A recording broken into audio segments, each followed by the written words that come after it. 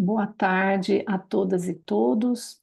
Eu sou Ana Maria Napoleão, professora do Departamento de Enfermagem da Universidade Federal de São Carlos, UFSCar, Brasil, e atualmente lidero o Comitê de Educação da NANDA Internacional.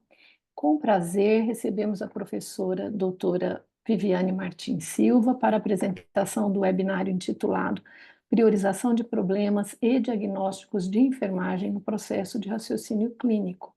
A professora doutora Viviane é professora associada da Universidade Federal do Ceará, Brasil, e atualmente coordenadora da Rede de Pesquisa em Processo de Enfermagem, REP, do Brasil.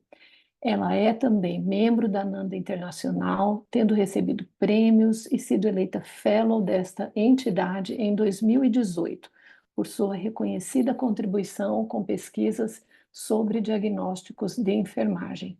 Eu aviso aos ouvintes que perguntas podem ser feitas utilizando o box de questões e respostas, para que ao final sejam discutidas ou respondidas. A professora Viviane, eu agradeço imensamente pelo aceite em ministrar este webinário, trazendo uma temática tão relevante para o ensino, a pesquisa e a prática de enfermagem. Eu passo então a palavra à professora. Muito obrigada.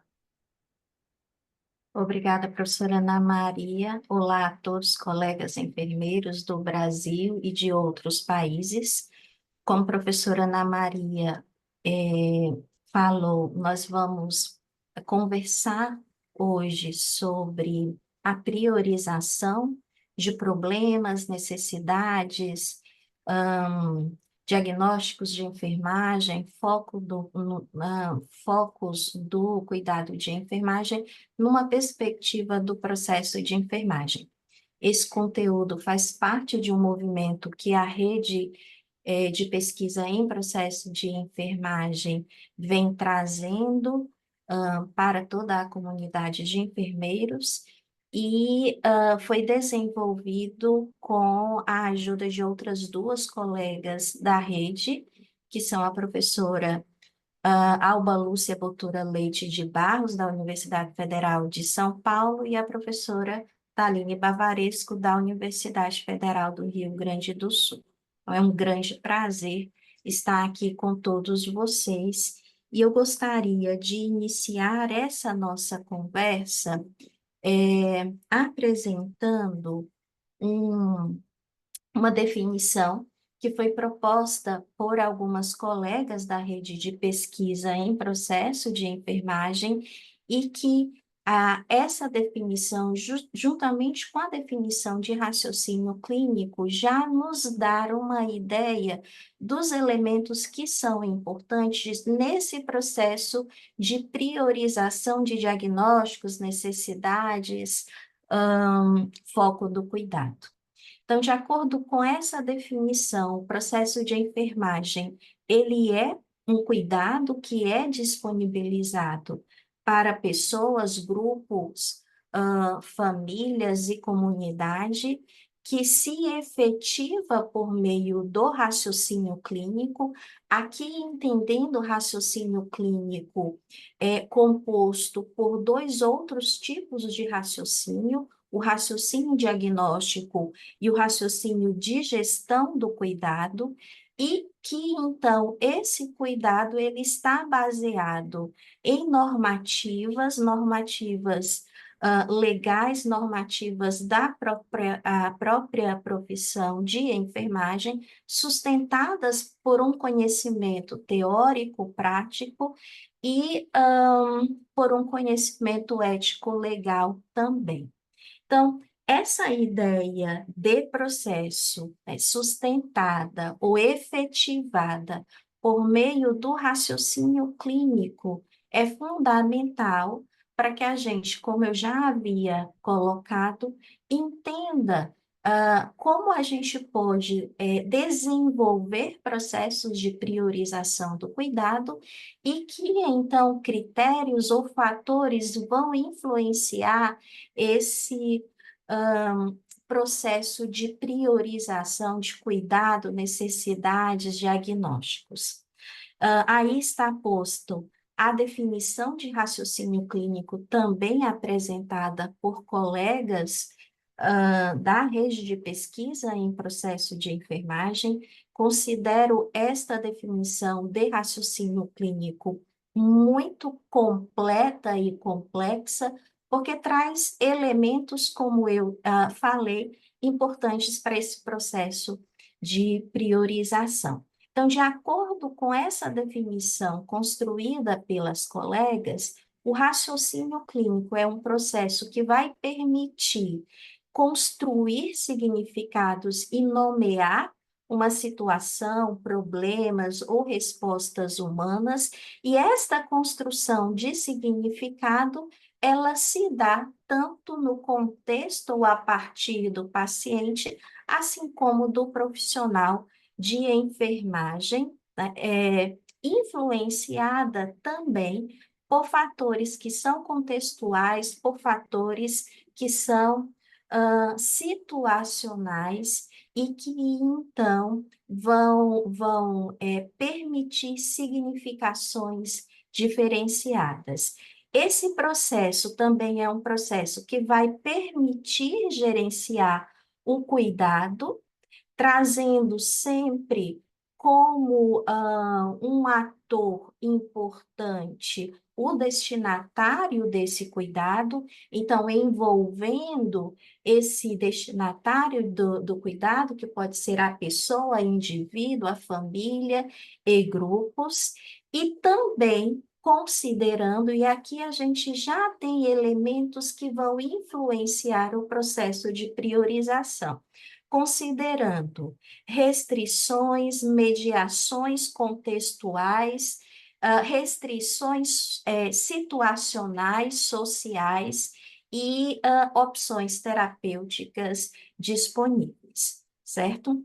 Então, a ideia de priorização de necessidades, de respostas, de foco do cuidado a partir dessa definição de raciocínio clínico e embasada na literatura, né, que existe disponível sobre a priorização e como a gente pode priorizar em saúde e em enfermagem, mostra que a necessidade, a priorização é um processo que acontece em um mundo que não é o mundo ideal, em um mundo em que, ou em uma realidade, em um contexto, em um cenário, em que há um desequilíbrio entre as necessidades, as demandas de cuidado, os problemas de enfermagem, os diagnósticos de enfermagem, que são muitos e crescem a cada dia na perspectiva de cada paciente, família, comunidade, grupo, e os recursos que existem disponíveis, entendendo esses recursos como recursos humanos, então a quantidade de profissionais de enfermagem disponíveis para a realização desse cuidado, o tempo necessário para a realização desse cuidado e os recursos materiais que existem para a execução desse cuidado. Então, a ideia de priorização que a gente vai trabalhar a partir do raciocínio clínico considera esse desequilíbrio entre necessidades e recursos, esses recursos que eu já citei. E que, por conta desse contexto, dessa situação, a necessidade de se estabelecer uma hierarquia de problemas, de necessidades identificadas para a determinação daquilo que é prioritário intervir, e esses critérios, então, serão usados, né, na dinâmica de tomada de decisão do profissional enfermeiro. Então, quando a gente considera, né, a priorização e o processo de priorização, a gente está falando do mundo real, onde essas demandas e essa, esse desequilíbrio entre necessidades e recursos existem para a tomada, de decisão. Essa tomada de decisão, ela pode acontecer em qualquer nível em que existam profissionais, né, discutindo, pensando, e elencando também necessidades, problemas, de saúde. Então, a literatura costuma trazer como níveis em que essa prioridade de cuidado, acontece, vai influenciar o processo de tomada de decisão, pelo menos em três níveis. Em um nível macro, em um nível intermediário e em um nível micro. Então, no nível macro, a gente tem, né, a necessidade de determinação de critérios para a tomada de decisão, de que problemas, de que necessidade, de que diagnósticos ou de que focos de intervenção são necessários no nível, então, de políticas de saúde.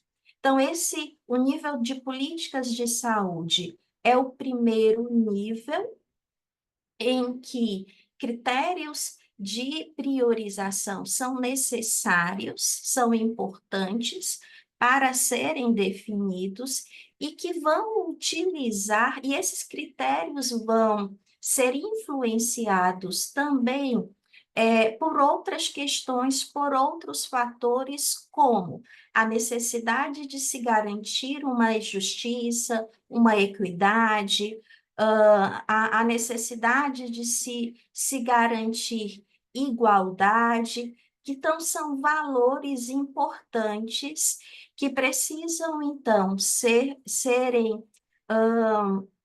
estabelecidos, né, e que estão diretamente conectados à priorização, considerando gravidade, das condições clínicas, eficiência, então, em termos de benefício do que existe para alocação de recursos para atendimento de necessidades gerais da comunidade, de grupos específicos de pacientes. Então, é um nível de tomada de decisão e de definição de prioridades considerado um nível, né, estratégico.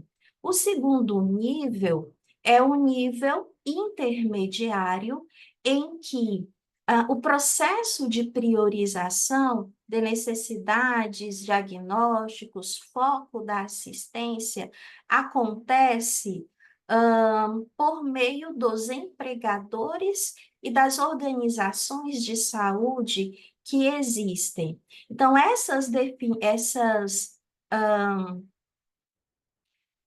esses critérios e a tomada de decisão de priorização dos serviços, ela vai levar em consideração um sujeito final, né, o nosso paciente, esse paciente enquanto indivíduo, e ela está muito enraizada, conectada com aquilo, então, que a comunidade de profissionais de saúde estabelece como condições clínicas importantes de serem abordadas em termos de priorização.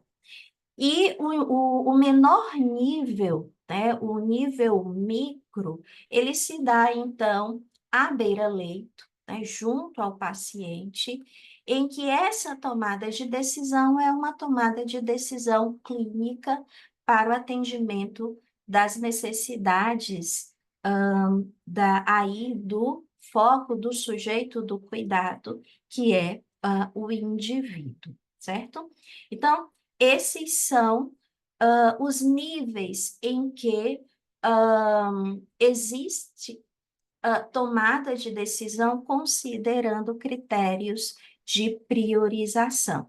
E essa priorização ou determinação de prioridades é algo que a gente diz que ela é relativa. Por quê?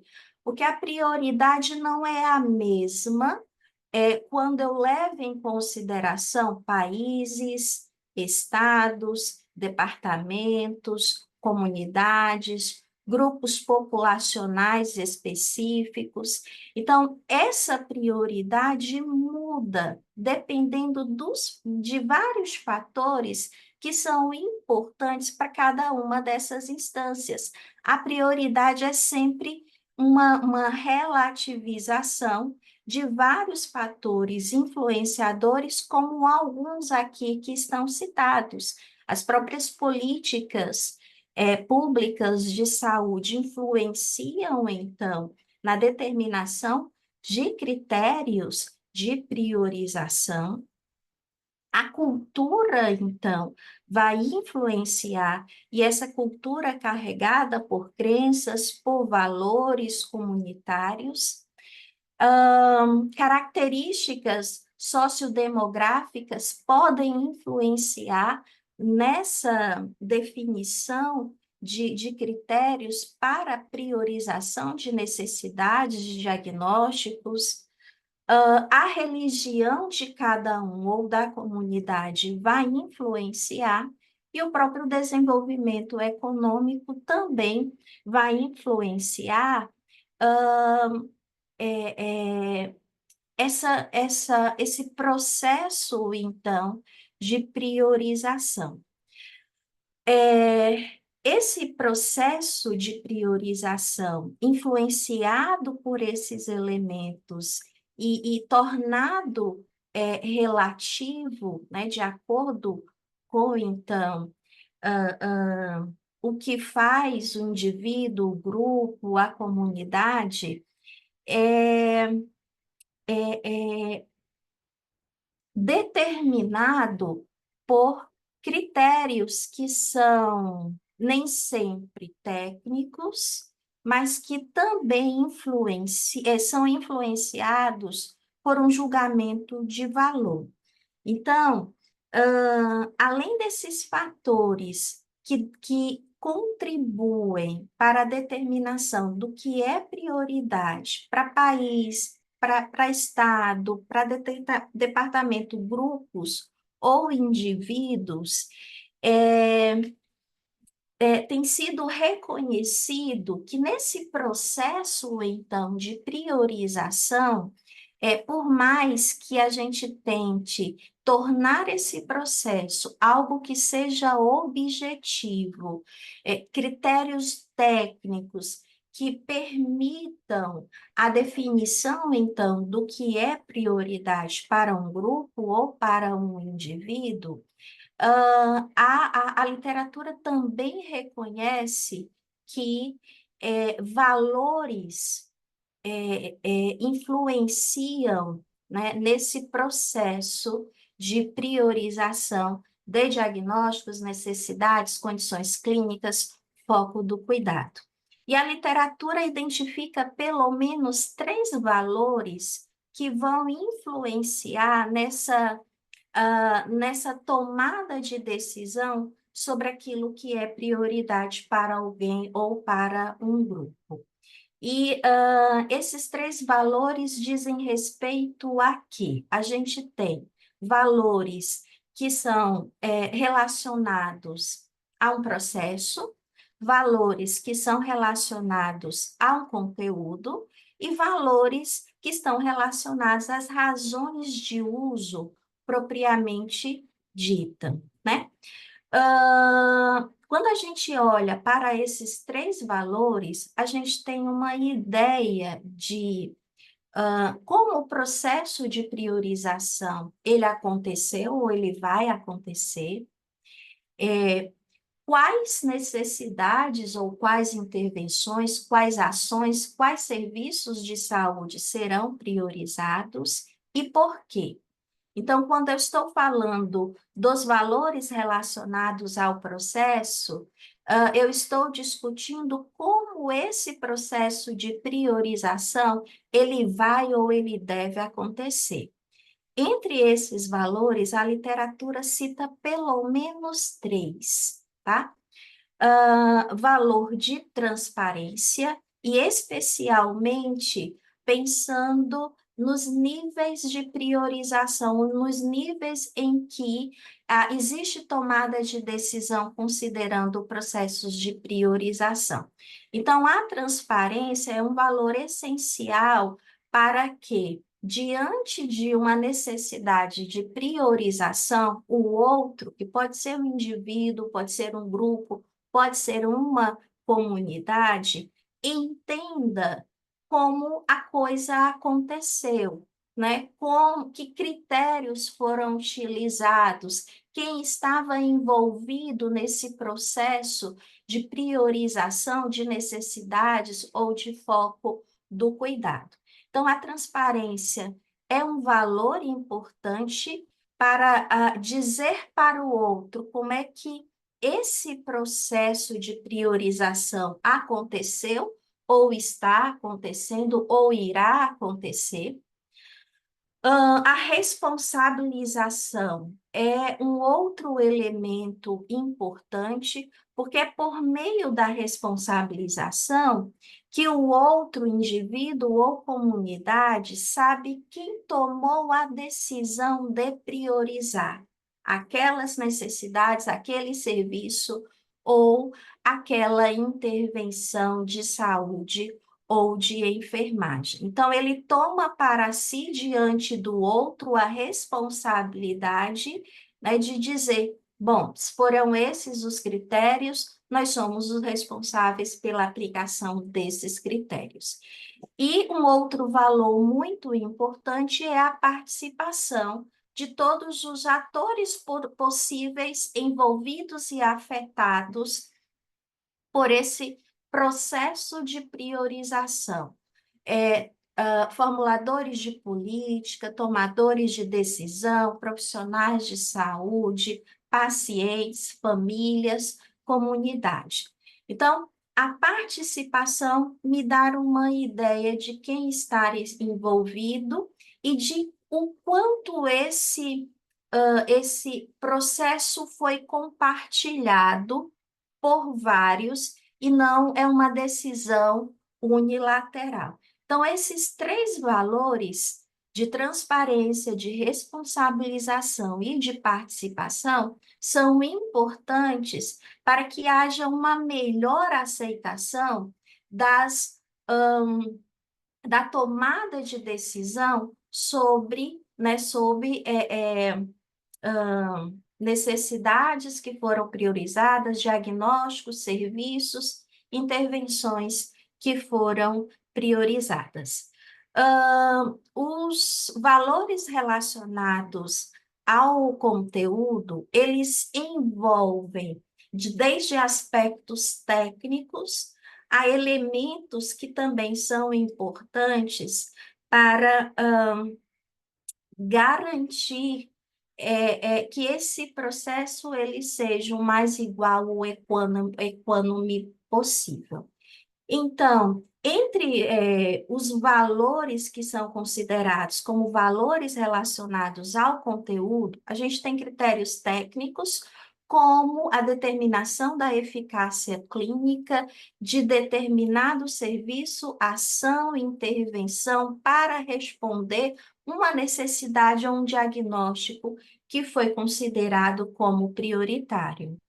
A relação de custo, efetividade e benefício para aqueles em que essa priorização, esse processo de priorização afetou ou vai afetar. E outros valores, né, de cunho mais social, que também são importantes e determinam quais, então, né, necessidades ou serviços ou intervenções serão ou foram priorizadas, como a justiça e equidade, A solidariedade, ela caminha de mão dadas com a responsabilização e a autonomia dos sujeitos nesse processo, especialmente a autonomia do sujeito final, ou, né, do recipiente, né, da ação, da intervenção, do cuidado, que pode ser o paciente, né, a família ou a comunidade.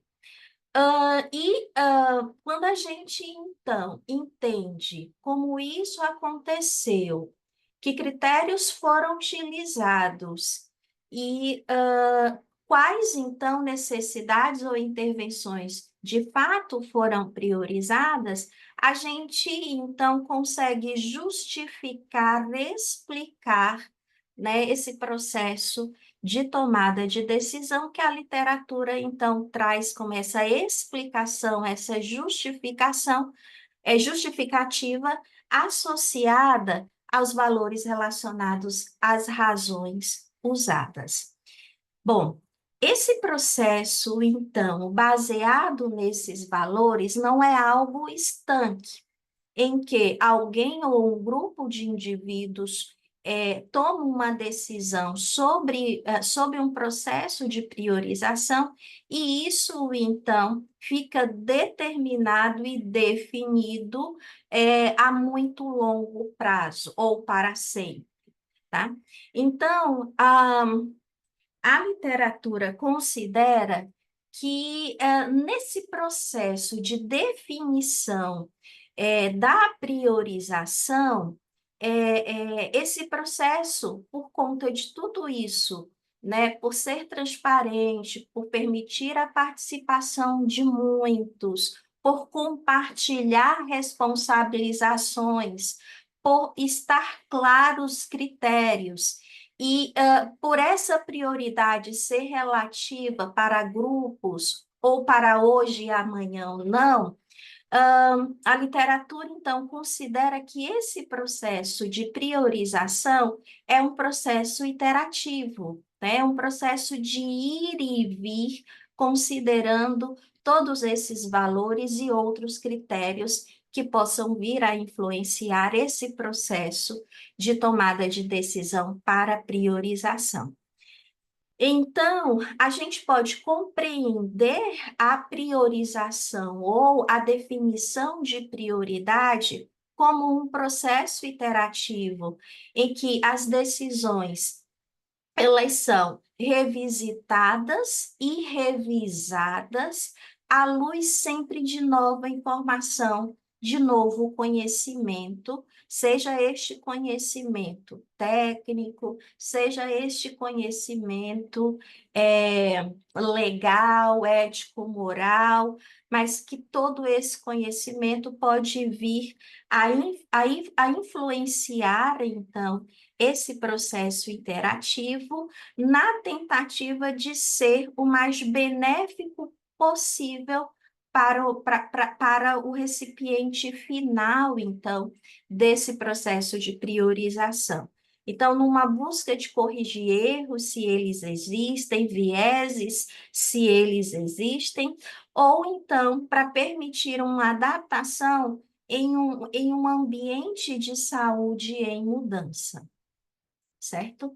Essa ideia, então, de um processo iterativo compartilhado, em que está claro qual é a responsabilização de cada um, em que os critérios estão definidos, né, ou pelo menos divulgados, transparentes, e em um mundo ou um cenário que a gente já viu que não é o cenário ideal, porque se a gente está falando de cenário ideal, não justifica a gente conversar sobre ou discutir sobre a necessidade, os processos de prioridade ou priorização.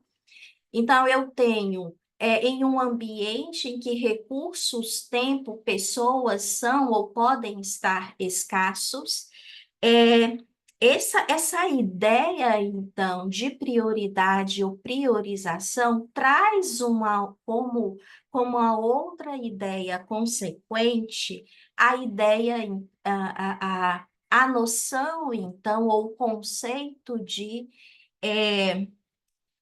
cuidado responsável, tá?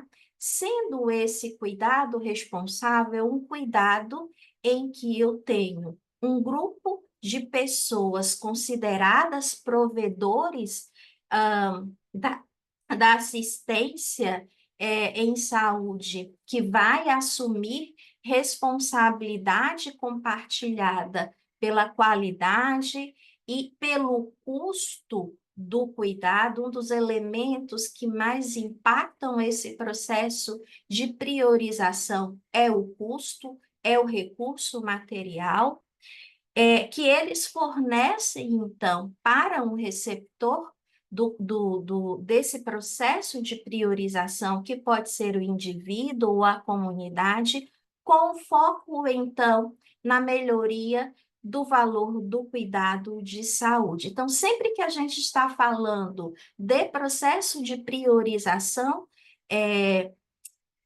de necessidades, de problemas de enfermagem, diagnósticos de enfermagem, que vão ajudar a priorizar ações, serviços, uma assistência de enfermagem ou de saúde, eu tenho que trazer junto essa noção de cuidado responsável. E aí, quais são, então, as estratégias que os enfermeiros hoje estão desenvolvendo para tomar a decisão em um processo de priorização ou de prioridade de necessidades de serviços de assistência? Então, a literatura traz pelo menos cinco critérios ou estratégias que são utilizados por enfermeiros de uma forma geral para tomar a decisão de que necessidades abordar, o que diagnósticos de enfermagem resolver, ou que serviços ou intervenções são possíveis de serem executadas. Então, em geral, os enfermeiros baseiam esse processo de priorização para a sua tomada de decisão em critérios como a definição de grupos de pacientes com características muito bem específicas. E essas características podem ser doenças específicas, pacientes hipertensos, pacientes diabéticos, pacientes com câncer, podem envolver também grupos de pacientes com determinada idade, então, neonatos, pessoas idosas, etc. Um outro critério muito utilizado pelos enfermeiros, de uma forma geral, nesse processo de priorização, é a gravidade da situação do paciente. Então, é um dos critérios mais usados em contextos clínicos, como os cenários hospitalares. E um último critério que também tem sido muito reportado como um critério utilizado pelos enfermeiros nesse processo de priorização, a gente tem, então, os benefícios que o profissional percebem em relação a determinadas terapêuticas, tratamentos ou cuidados que podem ser dispensados aos pacientes em determinados ambientes clínicos. Esses são os critérios mais utilizados e alguns critérios eles podem trazer maior ou menor juízo de valor, tá?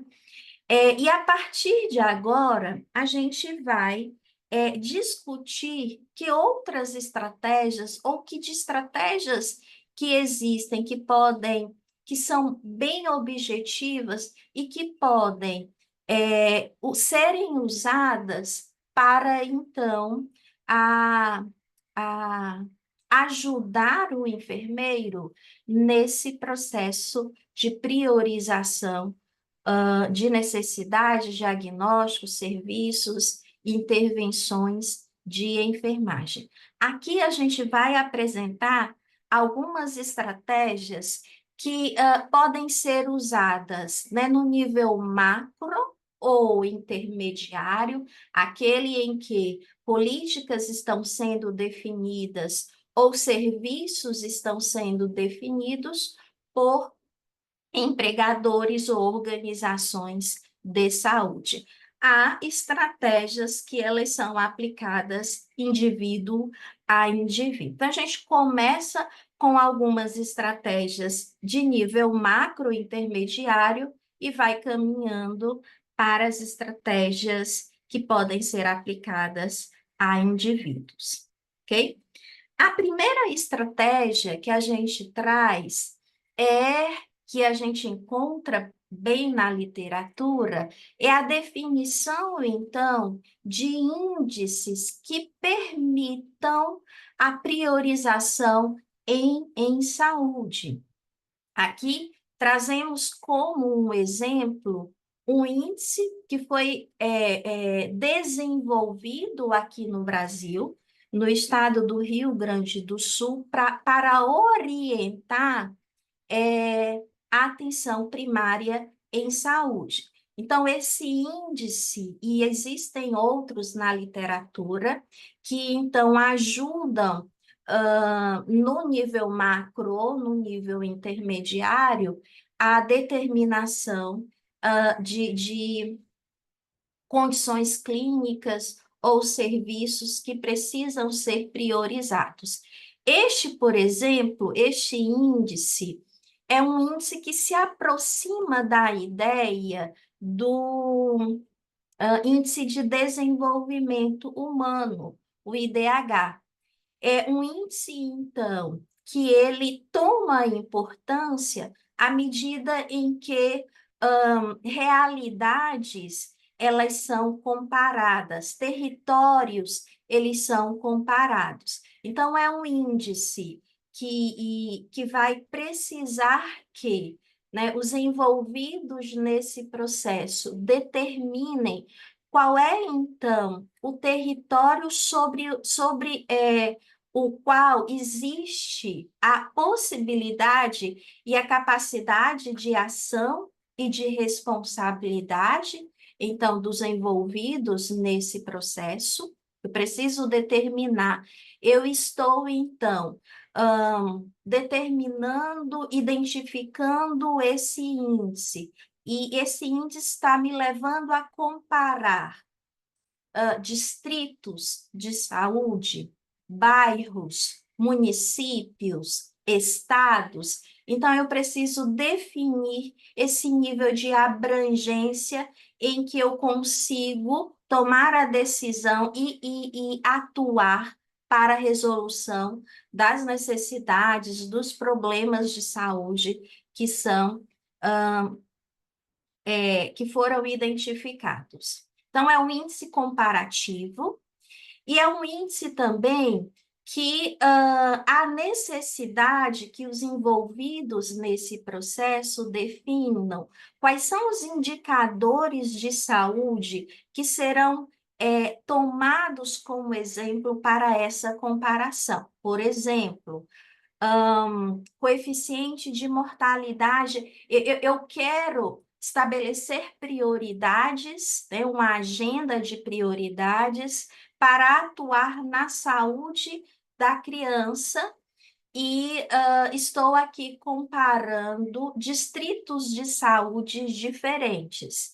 E escolhi como indicadores importantes o coeficiente de mortalidade de cada um dos distritos. Isso me permite fazer comparações para identificar os distritos de saúde com melhor ou com pior coeficiente de mortalidade. Não apenas o coeficiente de mortalidade pode ser usado, mas a gente tem como outras outros exemplos de indicadores importantes para esse contexto que eu estou trazendo da saúde da criança. Expectativa de vida ao nascer, coberturas vacinais e etc. Então, esses indicadores, eles serão os elementos que eu vou usar para fazer a comparação entre os distritos sanitários que eu aqui estou, distritos de saúde, que eu estou aqui determinando como os territórios em que eu quero agir.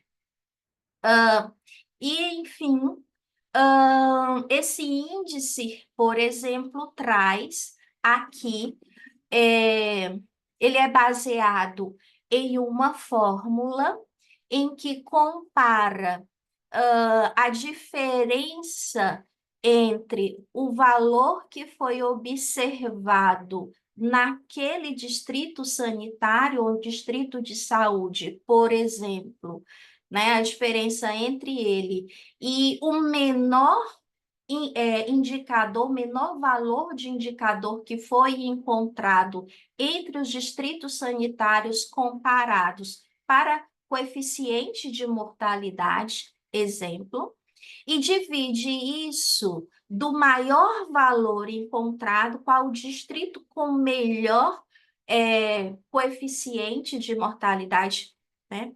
Com melhor como menor aqui, e qual é o distrito de saúde com pior indicador, considerando aqueles com maior coeficiente de mortalidade. Então, é um índice simples, como eu falei, é comparativo. Aqui ele se assemelha à ideia do indicador de desenvolvimento humano, e esses autores propuseram, então, pontos de cortes para a gente ter uma ideia se o valor encontrado para cada distrito de saúde, por exemplo, é um valor que diz da insuficiência do estado, né, de saúde daquele distrito sanitário, ou se está mais ou menos, ou se então isso está dentro de uma faixa de adequabilidade.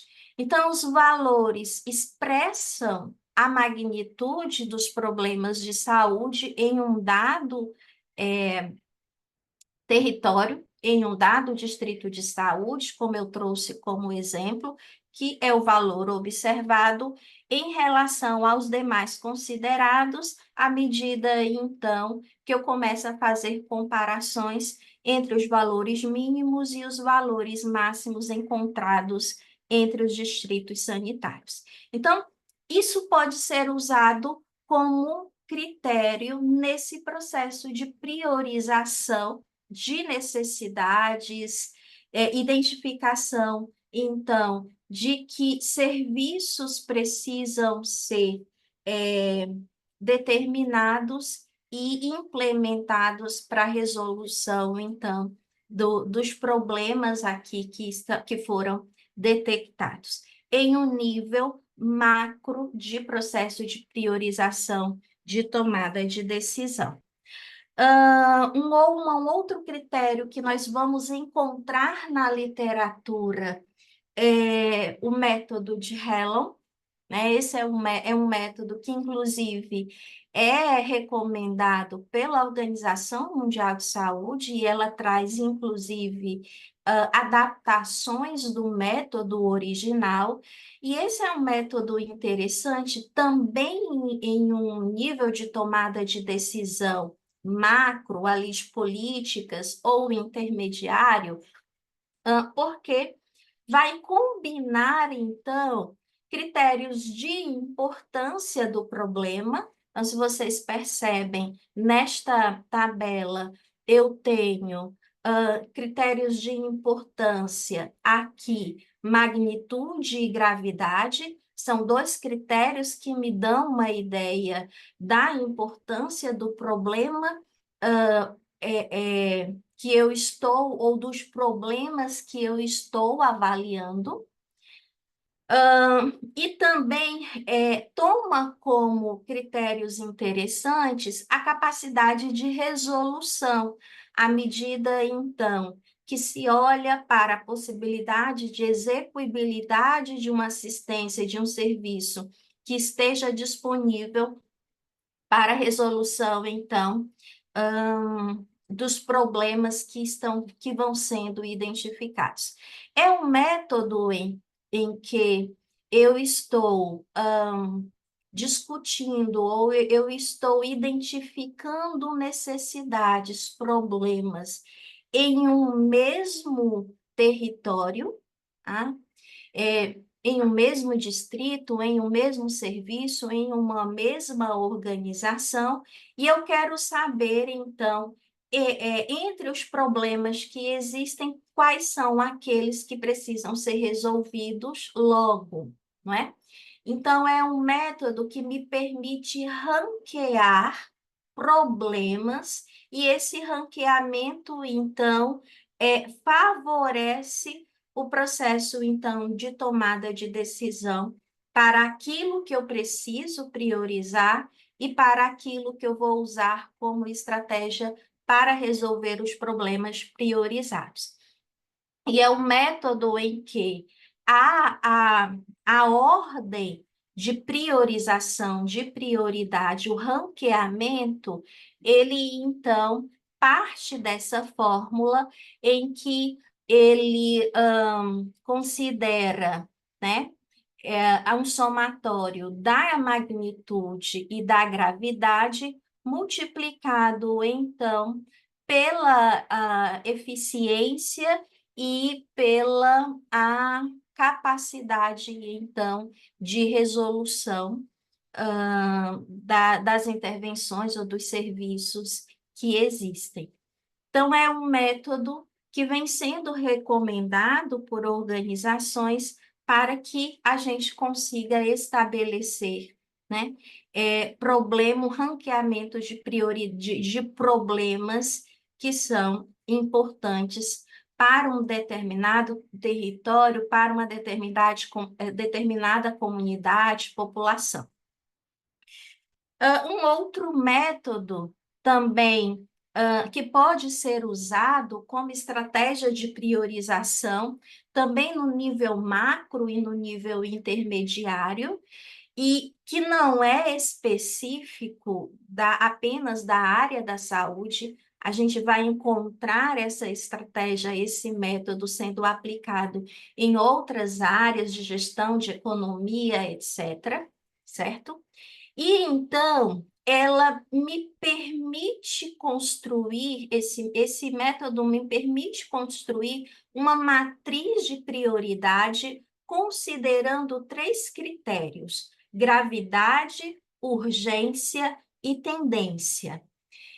Cada um desses critérios é avaliado em uma escala de 5 níveis, que vai, por exemplo, em termos de gravidade, de uma extremamente grave para uma condição sem gravidade. E os outros 2 critérios seguem a mesma lógica.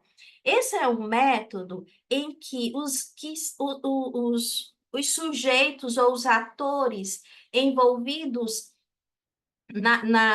no uso desse método para o processo de priorização de necessidade, vai buscar responder 3 perguntas que são essenciais. A primeira pergunta seria: qual a gravidade do problema ou da situação?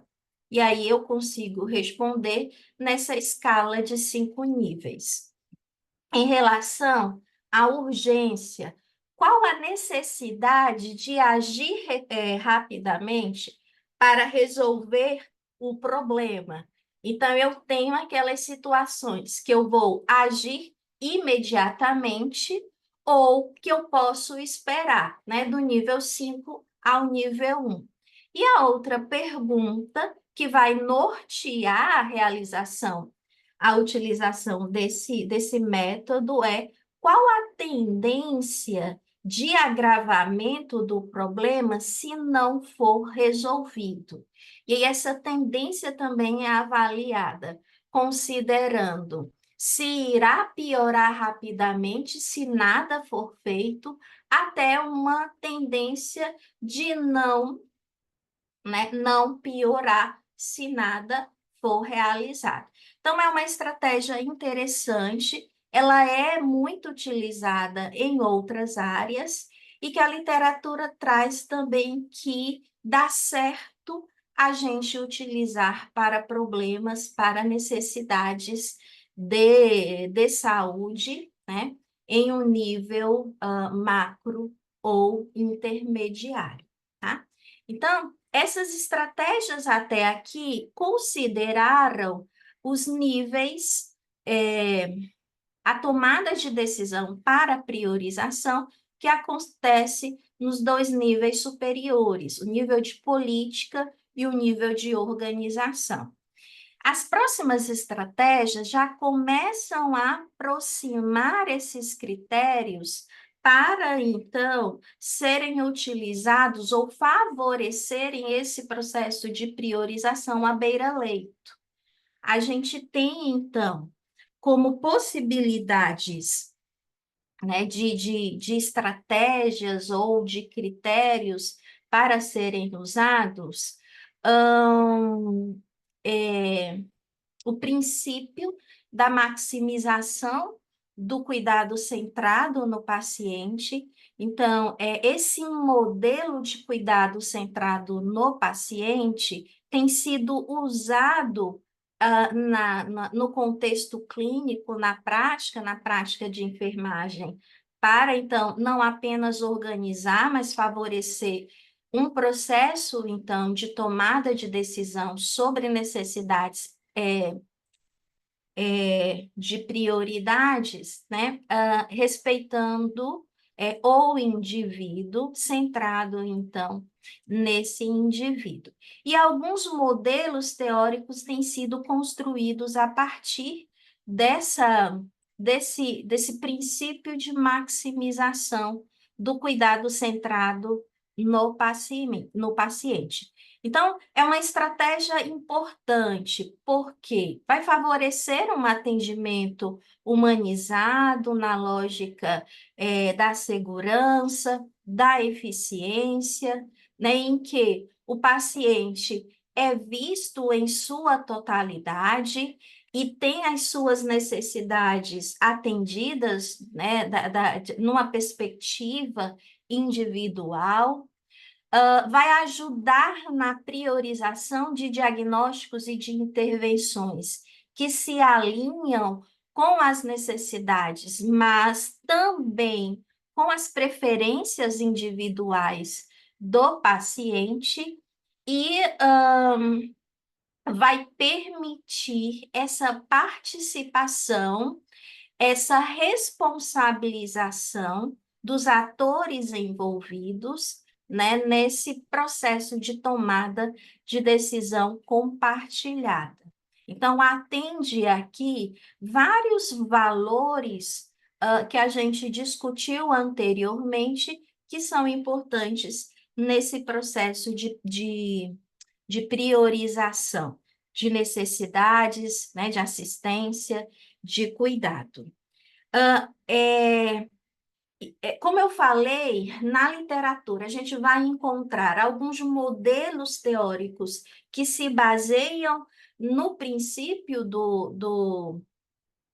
no princípio desse cuidado centrado no paciente. Aqui eu trago um exemplo do Patient Priorities Care, que é um modelo teórico que foi desenvolvido por muitos atores que estão diariamente nesse contexto de priorização, de tomada de decisão para priorização de problemas, condições, intervenções de enfermagem.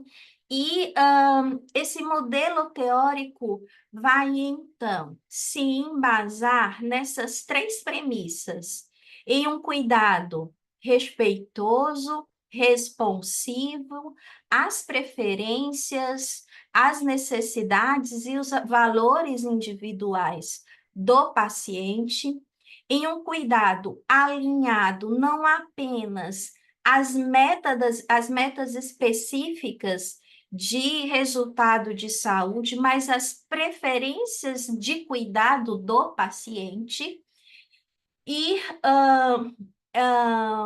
um cuidado que permita que os pacientes possam dizer que cuidados eles querem, né? E que atividades de saúde estão capazes, né? São capazes e estão dispostos a realizar. Então, é fundamentado nessas três premissas. E não é um modelo teórico de cuidado de enfermagem, é um modelo teórico de cuidado centrado no paciente, que envolve os profissionais do entorno do paciente, né, responsáveis por atender às condições clínicas, às necessidades do paciente. Então, pode ser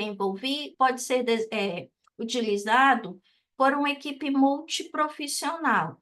E também não é um modelo teórico que se limita apenas ao contexto, ao cenário hospitalar ou ao cenário de atenção primária em saúde. É um modelo que pede que todos esses níveis da rede de assistência em saúde estejam envolvidos. E aí eu tenho aqui profissionais com expertises, experiências diferentes, né? Enfermeiro de atenção primária, médico de atenção primária, enfermeiro de prática avançada, médicos especialistas, em conjunto, discutindo, então, essas prioridades, centrados, então, não apenas em metas de saúde, mas também nas preferências do paciente. E é um modelo, então, que recomenda pelo menos a realização desses quatro métodos, né, de orientação para que, de fato, a gente tenha as necessidades, as preferências do paciente sendo ouvidas, respeitadas e, de fato, sendo consideradas em sua dinâmica de assistência, de tratamento, de terapêutica. Então, no modelo se recomenda que os profissionais comecem com algo que seja, né, aplicável, acionável e que seja mais importante para o paciente. Então, a partir da identificação desse algo, que pode ser uma necessidade ou pode ser uma meta que ele gostaria de atingir, né, de atender, e a partir daí centrar-se, né, ele recomenda que os profissionais envolvidos centrem-se em atividades que possam ser alcançadas e não na eliminação de sintomas. Sinais e sintomas não podem ser esquecidos, devem fazer parte, lógico, né, das estratégias de assistência do paciente, mas, acima de tudo, os profissionais envolvidos devem tentar fazer com que o paciente conquiste a realização de atividades que para ele sejam atividades essenciais.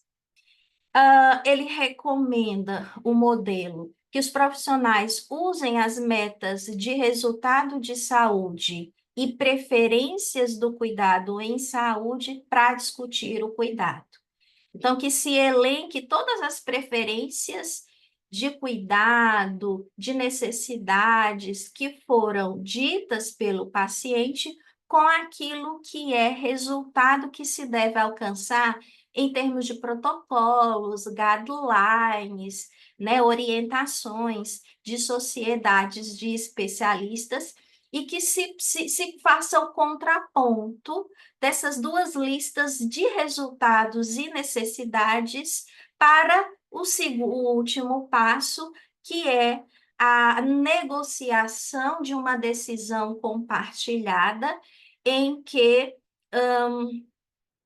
não apenas aquilo que se tem de última evidência, né, que estão nos guidelines, sejam implementados, mas que aí tenha muito daquilo que o paciente considera como preferências de cuidado e aquilo que ele gostaria de fazer, de alcançar com alguém significativo para ele, por exemplo, tá? Então, essa é uma estratégia, né, um modelo teórico que nós podemos usar enquanto enfermeiros para permitir, então, esse cuidado integralizado. Uma outra estratégia, ou outras estratégias que nós podemos fazer uso, são as classificações dos problemas segundo urgências, né? Urgência e importância, né? Aqui, então, eu vou, enquanto profissional, fazer uso, então, de ferramentas, de instrumentos, de modelos que existem de classificações que permitam, então, a avaliação dos problemas que exigem, então, né, um atendimento agora, né, um atendimento para agora, urgente, e quais aqueles que eu posso, então, esperar enquanto profissional, sem afetar a segurança do paciente, o bem-estar do paciente. Aqui a gente tem muitas estratégias na literatura, né? Nós podemos citar como uma dessas estratégias, dessas ferramentas, o modelo, o protocolo, o método de Manchester, por exemplo, tá? Em que nós usamos bastante, né, nas urgências e emergências para a classificação do paciente em diferentes níveis de prioridade. Então, é algo que permite, né, garante a prioridade adequada dos atendimentos, possibilita a organização da assistência e toma como base indicadores que vão direcionar, então, inclusive gestão de serviço e alocação de recursos, tá?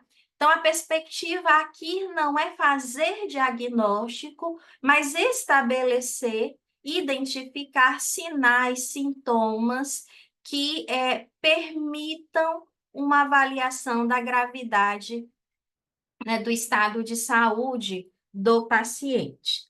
Aqui, é interessante, por exemplo, que o protocolo de Manchester a gente consegue fazer uma ponte com os diagnósticos de enfermagem da NANDA Internacional. Então, aqui é um artigo que a gente traz em que os autores discutem essa aproximação, né, daquilo que o protocolo traz em termos de sinais, sintomas, e aquilo que a taxonomia da NANDA traz em termos de características, de fatores que permitam, então, essa classificação da gravidade do paciente. E aqui, então, nesse artigo, os autores conseguem fazer uma aproximação de características, inclusive de diagnósticos, que estão ali no nível 1 e no nível 2, né, de prioridade do protocolo de Manchester. Então, é um protocolo que a gente pode utilizar no dia a dia em cenários específicos e que a gente consegue fazer essa aproximação com as nossas linguagens padronizadas de enfermagem.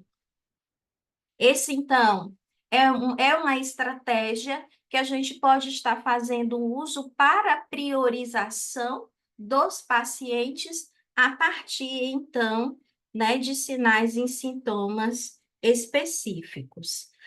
Uma outra estratégia que existe, que a gente vê os profissionais, os enfermeiros fazendo bastante uso, é a, a hierarquia de necessidades, né, de Maslow. Ah, é uma estratégia, né, como eu falei, muito utilizada e que dá para ser utilizada em vários tipos, em vários cenários de cuidado em que os profissionais enfermeiros estão inseridos. Então, aqui eu consigo usar, né, as necessidades de Maslow para definir aquilo, então, que é necessidade básica, não é? Para assegurar, então, que essas necessidades básicas, consideradas mais fundamentais, sejam atendidas rapidamente, atendidas em um primeiro momento, certo? E que a literatura, inclusive, já traz instrumentos de avaliação que permitem a identificação dessas necessidades a partir, então, dos princípios que Maslow traz. Então, a gente tem aí como exemplo o inventário de satisfação das necessidades básicas, que não foi desenvolvido por Maslow, mas por Light, em 1994, se eu não estou enganada, é baseado nas necessidades do autor e que pode ser usado pela enfermagem para se verificar, então, que necessidades fundamentais estão afetadas então, permitir essa essa priorização a partir das necessidades básicas de Maslow, tá? É interessante também que a gente consegue fazer uma aproximação dos níveis de prioridades que estão na hierarquia de necessidades de Maslow com diagnósticos e com diagnósticos da NANDA Internacional. Então, se eu penso aqui nas necessidades mais fundamentais, nas necessidades prioridade 1, necessidades fisiológicas, eu tenho ali todos os diagnósticos de enfermagem que vão refletir risco de vida ou que então vão envolver necessidades como respiração, circulação, alimentação, hidratação, eliminação, regulação da temperatura e conforto, né? E assim, né, se segue nos demais níveis de prioridade. Então, essa é uma estratégia interessante para nós estarmos utilizando e organizando essa priorização de necessidades a partir de modelos como esse. Uma outra estratégia, né, outras estratégias que existem podem se fundamentar em modelos específicos, modelos de risco. Nós podemos usar modelos de risco para priorização de necessidades, né? Foco do cuidar, problemas de saúde. Aqui, então, né, esses modelos de risco podem permitir a priorização de diagnósticos e intervenções de acordo com o potencial, né, aqueles que podem causar, então, ter um potencial de causar dano ao paciente.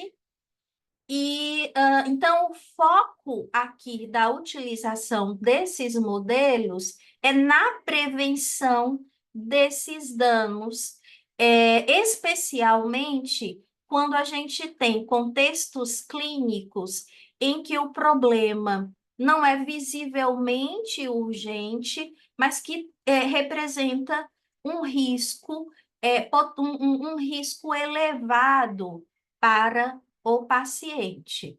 Ah, a gente tem, então, na literatura, muitos modelos de risco. Eu trago aqui um exemplo na escala de quedas de Morse. Então, eu posso utilizar até como modelo de risco os instrumentos, os instrumentos, as ferramentas que permitam avaliar risco de vida, risco de queda, risco de infecção, que estão relacionados com muitos diagnósticos de risco da NANDA, por exemplo, risco cardiovascular, e usar, então, essa classificação para a gente estabelecer aqueles indivíduos com risco alto, por exemplo,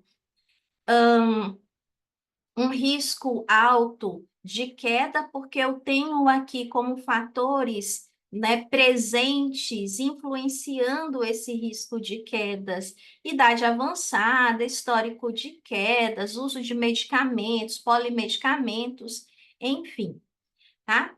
E, por exemplo, um risco moderado, né, a partir da identificação de elementos que determinem um risco de infecção urinária. Então, eu consigo utilizar esse tipo de modelo para me ajudar nesse processo de priorização, de necessidades, problemas, etc. Certo? Eu também posso utilizar como estratégia de priorização a avaliação dos focos de atenção e enfermagem, tá? Esses focos de enfermagem, eles são aqueles que determinam qual é o objetivo, qual é a finalidade, qual é o propósito daquilo que eu estou fazendo enquanto enfermeiro para o paciente. Bom, eu quero que a minha assistência, o meu cuidado tenha um foco na promoção, na prevenção, no tratamento, na recuperação. Então, trago aqui como os focos essas quatro finalidades da avaliação e da assistência de enfermagem. Então, a promoção, né? Eu quero, então, eu estabeleço como prioridade desenvolver ou abordar pacientes para potencializar melhorar a sua qualidade de vida e prevenir condições clínicas antes que elas ocorram, né? Sejam essas condições doenças ou diagnósticos de enfermagem, por exemplo, baseados na NAMDA. Ou eu quero, então, dado o contexto do paciente e as preferências do paciente, né, tomar como foco de avaliação as questões que ditam a prevenção, então, de condições de agravos para minimizar fatores de riscos que podem, então, desencadear ou agravar essas condições. Ou eu quero investir em um plano terapêutico para controlar, aliviar, né, ou curar determinadas condições de saúde. Ou eu quero, então, um foco que tome como que tome como finalidade a recuperação, ajudar o paciente, então, a alcançar o máximo de de sua capacidade funcional. Então, eu posso usar, tá, esses focos de atenção em enfermagem em situações de cuidado onde o enfermeiro avalia o estado de saúde do paciente e aí define, junto com ele, quais focos são prioritários. Então, essa é uma estratégia que eu posso utilizar diante de um paciente diabético O foco, então, da minha atenção, da minha avaliação, poderia ser a prevenção de agravos, por exemplo, para evitar complicações como lesões nos pés ou uma hiperglicemia. Se então meu foco é promoção da saúde, eu posso então aqui trazer as estratégias de educação sobre alimentação, sobre dieta, é, monitorização glicêmica e etc. Então, é uma estratégia que a gente pode estar utilizando. Uma outra estratégia, então, são as escalas e as ferramentas de classificação de gravidade, né? Elas se aproximam muito da ideia de modelo de risco também. Então, a gente vai ter lá, aqui, algumas coisas que podem estar lá também.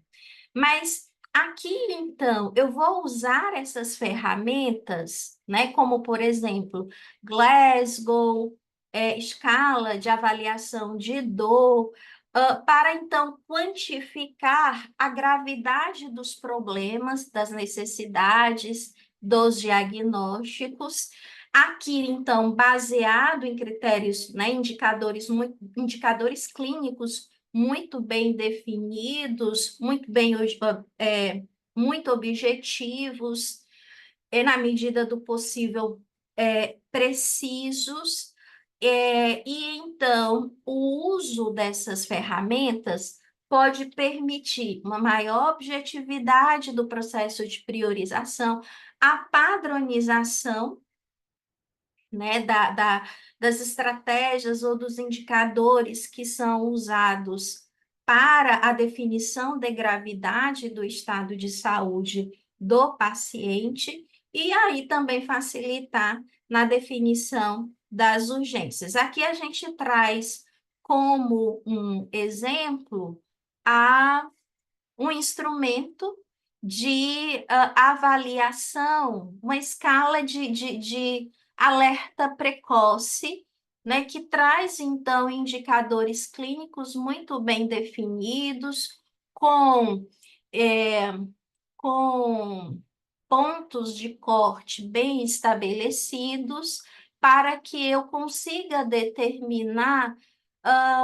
pacientes que estão aqui, neste exemplo, com sinais de alertas para deterioração clínica. Então, são estratégias, é um tipo de ferramenta, né, que vem sendo muito utilizadas em ambientes clínicos, em clínicas médicas, em unidade de terapia intensiva, para ajudar nesse processo de classificação da gravidade dos pacientes.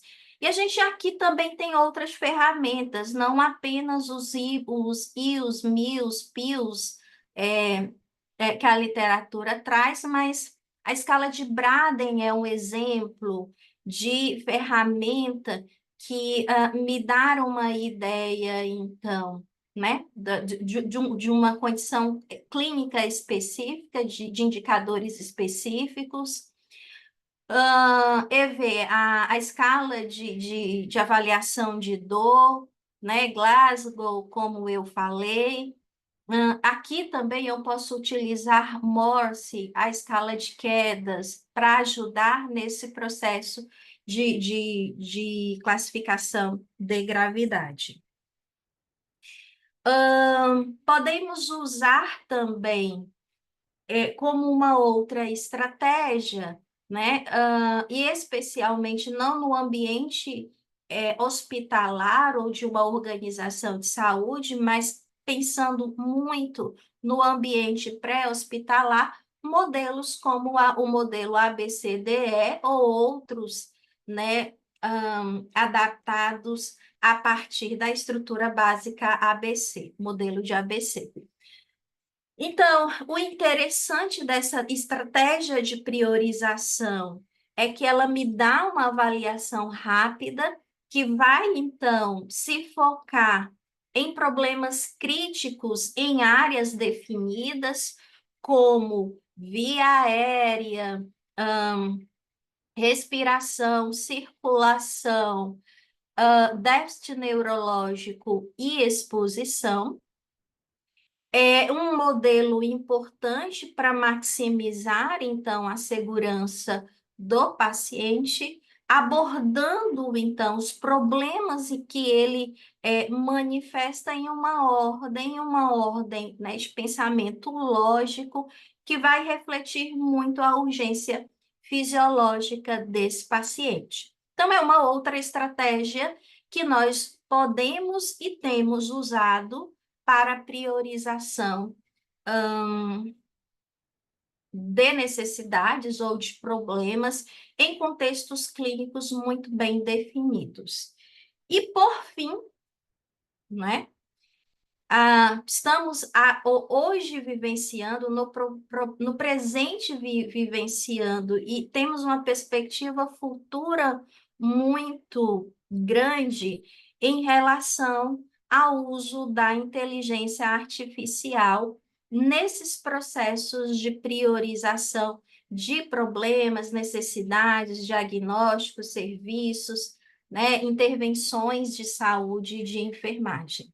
Essa inteligência artificial, ela tem ainda muito timidamente, né, sido usada especialmente nos cenários hospitalares. A gente tem, quando olha para a literatura, uma escassez do uso da inteligência artificial em cenários importantes, como em nível ambulatorial, em instituições de longa permanência para pessoas idosas, né, nos cuidados domiciliários, enfim, a gente ainda tem uma escassez de aplicações de inteligência artificial que permitam o uso dessa inteligência nos processos de priorização de necessidades, problemas, serviços, intervenções de enfermagem.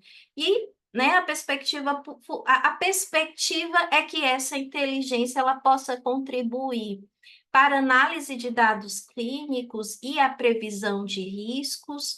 Esse tem sido o grande enfoque que a gente encontra na literatura, essa inteligência artificial gerando modelos preditivos que ajudem os sistemas de assistência, os sistemas de saúde a se organizarem, definirem, né, as prioridades de assistência e de serviço, assim como no dia a dia na beira do leito, como um processo de tomada, de apoio à tomada de decisão.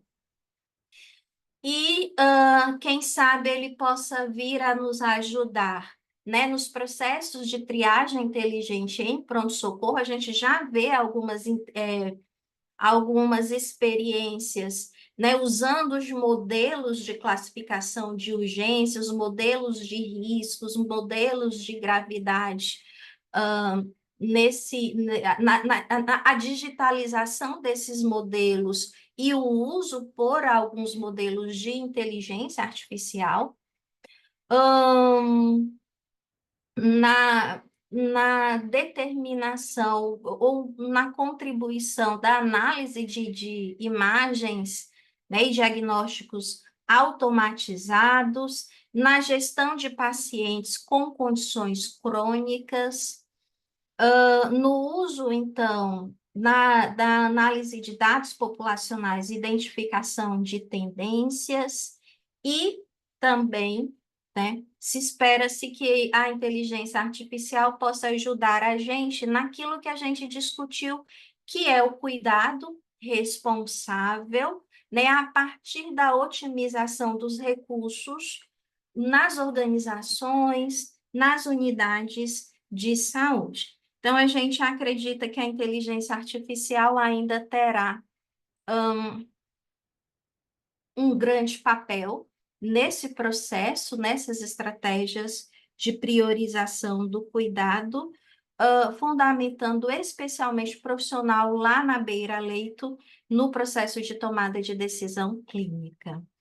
E então é isso, gente, o que eu tinha para discutir com vocês.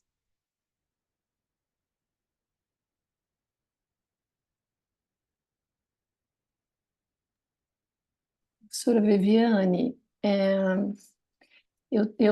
se você puder abrir, por favor, o vídeo para mim, eu acho que esse comando está sob seu controle. Se não conseguir, não tem problema. A gente segue e eu permaneço com o vídeo fechado.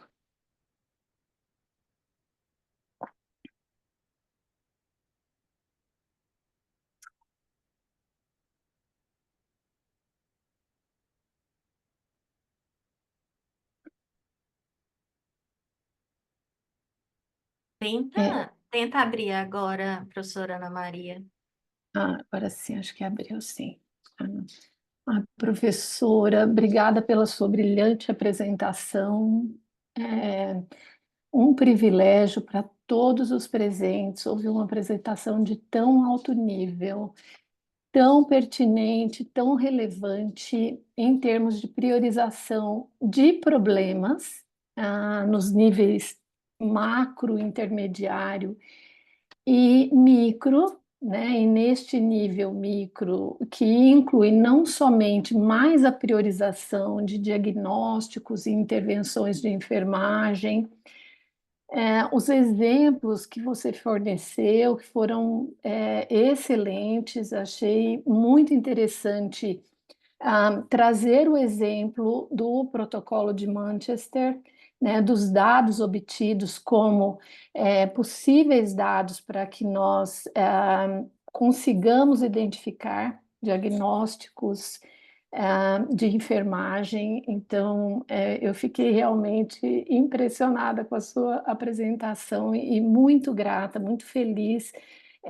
de este momento estar acontecendo. Eu quero avisar, né, reforçar com os participantes que vocês podem usar o box de questões e respostas, que é uma caixinha que tem no menu abaixo, com o Q e A, né, de questions and answers.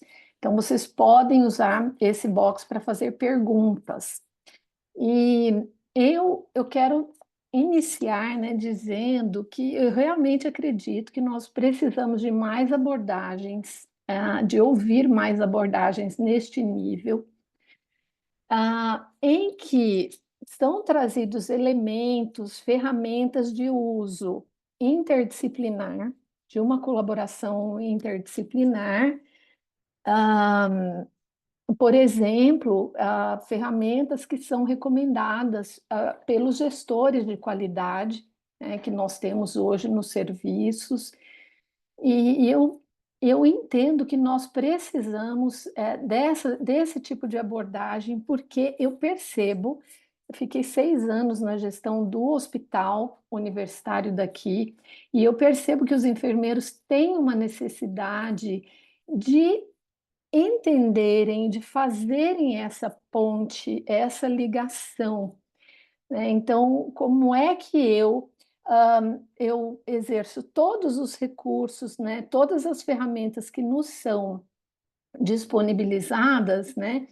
E como é que eu faço essa ligação com os elementos que são próprios da enfermagem, né? Como os diagnósticos, no âmbito do processo de enfermagem, como os diagnósticos, as intervenções, né? Então, e acredito também que no ensino a gente tenha oportunidades e não podemos perder a oportunidade de trazermos isso, mas eu gostaria que a professora comentasse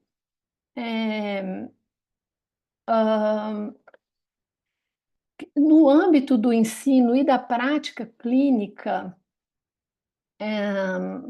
ou melhor, se o reconhecimento do processo e do diagnóstico de enfermagem em âmbitos macro e intermediário ajudariam na efetividade da prática clínica do enfermeiro, porque eu pelo menos na nossa realidade, eu sinto essa lacuna. Como nos âmbitos macro e intermediário, nem sempre nossos elementos específicos eles são tão divulgados e tão colocados como algo que é extremamente necessário, então eu sinto essa dificuldade também. Então, gostaria que a professora falasse um pouco em relação a isso.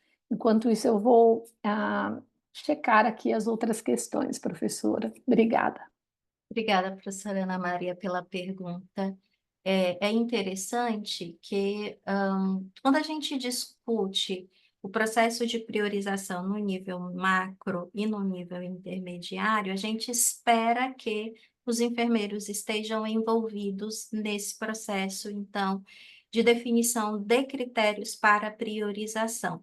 Qual é o grande problema? É que muitas vezes nós não estamos representados, né? Entre a literatura que eu trouxe, tem alguns autores nórdicos que fizeram um artigo muito interessante em que eles avaliaram se as prioridades de enfermagem estavam explícitas ou implícitas nas definições de documentos, como, por exemplo, as políticas de saúde, os protocolos que são determinados no nível intermediário pelo empregador, né, pelas agências de suplementação, por exemplo, da assistência, ou pelas organizações de saúde, e que, na grande maioria desses documentos, as prioridades de enfermagem elas não estão explícitas,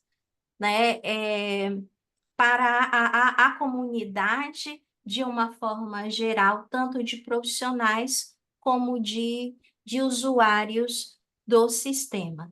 E interessante é que naquelas em que as prioridades elas estavam explícitas, uma boa parte dela trazia a ideia de processo de enfermagem. E aí, né, o atuar do enfermeiro com base nesse processo de enfermagem. Então, achei um artigo bem interessante em que ele fazia a avaliação de contexto, né, de contextos muito específicos de países que fogem à caracterização, né, da população brasileira ou de outros colegas que estão aqui presentes. E eu acredito nisso exatamente que os autores vêm trazendo, que não estarmos lá nesses dois níveis discutindo a priorização nos traz grande prejuízo para que a gente traga aquilo que é elemento essencial ou conteúdo essencial para a gente, como o processo de enfermagem, como o processo de raciocínio clínico. Obrigada, professora. Bom, nós temos algumas perguntas. O Carlos Jordão pede, professora, para que você fale um pouco mais sobre exemplos de aplicabilidade de estratégias para o ensino de priorização dos diagnósticos de enfermagem pelos estudantes de graduação. Eu acredito, Carlos, né? Carlos Jordão. Carlos, eu acredito que a gente não pode separar as linguagens padronizadas de enfermagem de outras estratégias que são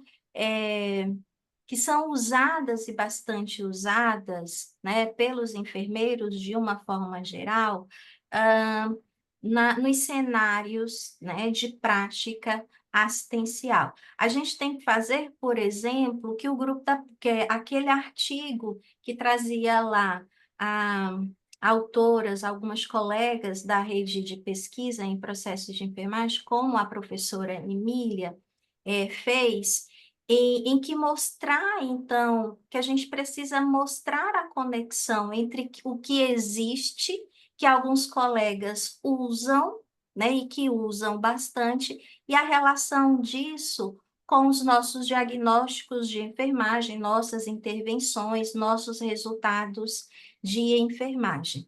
Então, quando ela pega a Manchester e faz, então, essa comparação com o que a gente encontra na Nanda, ou quando a gente pega a estrutura, o modelo de Maslow e faz a comparação, ou faz essa intermediação com os diagnósticos de enfermagem, e mostra que, ao usá-los, nós podemos, a partir daí, identificar os nossos elementos da prática de enfermagem, diagnóstico, resultado, intervenção, acho que a gente tem um grande salto de qualidade, né, de uso. Então, os enfermeiros, eles usam estratégias, modelos de risco, modelos de classificação e não conseguem perceber a conexão que isso pode ser feita com as taxonomias, com os sistemas de linguagem padronizada. Então, a gente tem que levar para a sala de aula essa relação, mostrar que essa relação existe e que a gente pode usar um para a determinação do outro. Então, eu acredito nisso.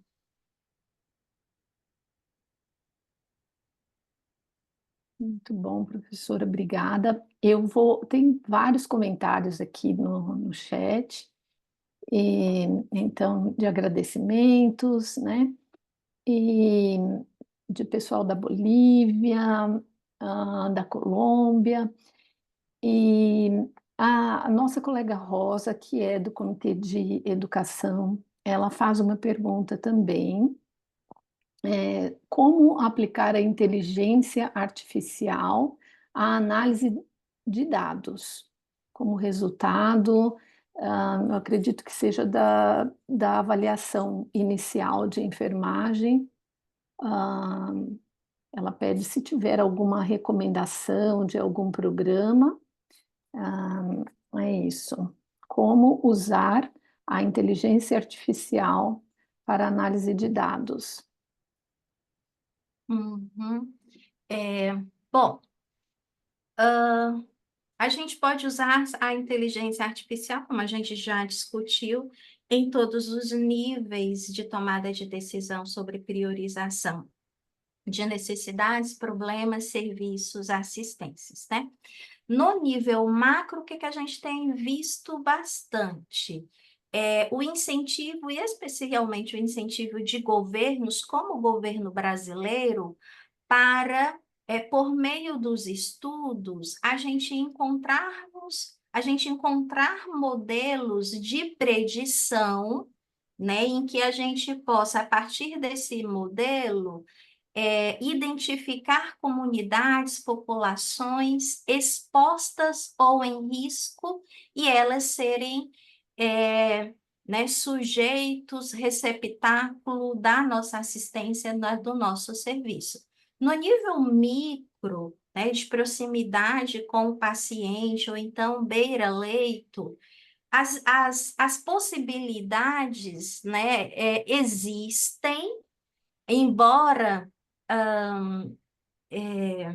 ainda muito, como eu falei, em um nível de ambiente de cenário hospitalar, e a gente precisa expandir para outros níveis, mas se, por exemplo, as preferências do paciente precisam ser ouvidas, nós podemos usar a inteligência artificial como esse um momento prévio, por exemplo, a uma consulta, a um serviço ambulatorial, em que esse paciente interaja, por exemplo, com um chatbot, e ele ali, né, nessa conversa, vá colocando preferências ou vá colocando aquilo que ele vê, o que levou ele a buscar o serviço, e isso já ser uma informação que o profissional vai já usar quando o paciente chegar a ele. Então, essa é uma estratégia, né, possível,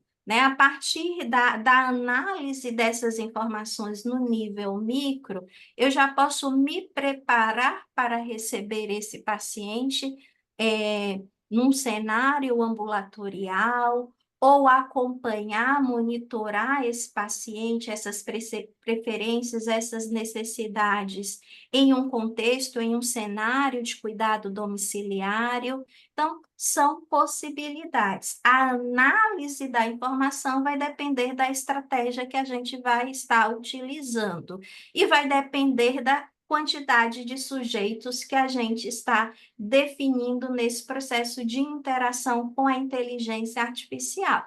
Então, se eu penso no nível macro, eu tenho milhões de informações, posso ter. Se eu penso no nível micro, né, a análise da informação ela é mais simples, porque eu estou trabalhando com um indivíduo ou com poucas pessoas envolvidas nesse processo. Bom, é o que eu acredito. Excelente, professora. O Geraldo Schock, ele fez também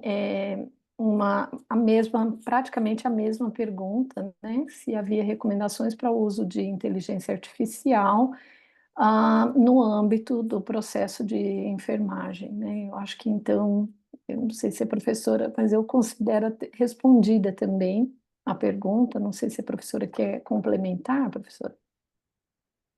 Professora Ana Maria, eu acredito que o processo de enfermagem vai se beneficiar à medida que o profissional usa a inteligência artificial como apoio à tomada de decisão, Uhum, certo? E aí, sim. com isso, ele consegue, por exemplo, identificar as preferências e mapear com as metas de resultado de saúde. E a partir daí, né, em uma interação com o paciente, determinar o que é possível trabalhar, acordar em termos de planejamento do cuidado. É, eu determino as prioridades de necessidade de diagnóstico de enfermagem, a IA então entra nesse processo de apoio à tomada de decisão para me ajudar a estabelecer não apenas aquelas intervenções, como a gente discutiu, intervenções que elas são baseadas em evidências científicas e em evidências científicas adequadas e apropriadas, mas também baseada naquilo que o paciente estabelece como prioridade de meta para ele, né? Porque às vezes o profissional está preocupado em controlar ou minimizar sinais e sintomas, e o paciente ele quer, né, que ele esteja em um nível funcional X que permita dar uma volta no quarteirão com o seu esposo, com a sua esposa, com seu filho. Então, ela quer melhorar ou ela quer ter saúde, qualidade de vida para isso. Isso é prioridade para ela.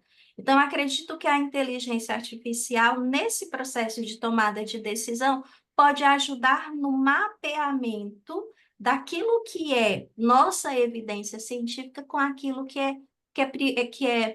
ah, é preferência de cuidar de necessidade do paciente. Professora, temos mais uma pergunta da Amanda de Oliveira. Se você vê um futuro com o uso de aplicativos para diagnósticos de enfermagem em substituição ao papel ou sistema informatizado, que dependa exclusivamente do raciocínio humano. Repetir. Você vê um futuro com o uso de aplicativos para diagnósticos de enfermagem em substituição ao papel ou sistema informatizado apenas, que dependa exclusivamente do raciocínio humano. Olha, futuro. Não que eu apoie exclusivamente a inteligência artificial, mas acho que ela chegou para ficar, tá? E cada vez mais nós estaremos substituindo, então, processos o uso de aplicativos, softwares que dependam exclusivamente da tomada de decisão do profissional para, então, sistemas, né, de aplicativos que usem os sistemas de apoio à decisão, em que que seja um processo automático, que ele se autocorrija, que ele aprenda, pensando, então, né, nas experiências vivenciadas a partir dessa inteligência artificial. Creio que a gente cada vez mais vai estar substituindo, né? A gente tem vantagens e desvantagens de ambos os processos, né? Aquele baseado na ação humana e aquele que terá a interação da inteligência artificial, mas isso vai acontecer muito rapidamente, também por uma demanda que vem do próprio sistema de saúde. Quando a gente olha, por exemplo, os editais brasileiros que existem para o fomento à pesquisa, a gente vê cada vez mais editais em que o objeto, ou então, um dos focos do edital é o desenvolvimento, então, de ferramentas, de instrumentos, de aplicativos que envolvam a inteligência artificial. Então, a gente está sendo conduzido cada vez mais a desenvolver essas ferramentas com base nesse tipo de interação.